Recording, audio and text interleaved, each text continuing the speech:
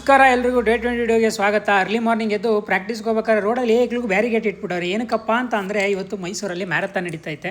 So ಈ ಮ್ಯಾರಥಾನ್ಗೆ ಎಲ್ಲರೂ ಬೇಕಾದ್ರೆ ಪರ್ಫಾರ್ಮೆನ್ಸ್ ಮಾಡ್ಬೋದು.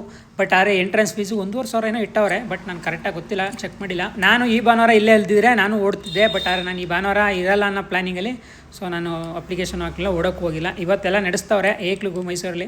ಅದಕ್ಕೆ ಅರ್ಲಿ ಮಾರ್ನಿಂಗ್ ರೋಡ್ ಸೈಡು ಒಂದು ಆಂಬುಲೆನ್ಸ್ ಎಲ್ಲ ನಿಲ್ಲಿಸ್ಕೊಂಡು ಏಕ್ಲಿಗೂ ಹೋಗೋ ಬರೋರಿಗೆಲ್ಲ ನೀರೆಲ್ಲ ಕೊಡ್ತಾರೆ. ಅಲ್ಲಿ ಜನ ಜಾಸ್ತಿ ಇರೋದ್ರಿಂದ ಇವತ್ತು ನೋಡಿ ಕುಕ್ರಳ್ಳಿ ಕೆರೆ ಹತ್ರನೇ ಆಗ್ಬೋದು, ಗ್ರೌಂಡ್ ಹತ್ರನೇ ಆಗ್ಬೋದು, ಕ್ರೌಡೇ ಇಲ್ಲ, ಅಷ್ಟು ಫ್ರೀ ಆಗೈತೆ. ಯಾಕಂದರೆ ಎಲ್ಲ ಮ್ಯಾರಥಾನ್ ನೋಡೋಕೆ ಹೋಗ್ಬಿಟ್ಟಾರೆ.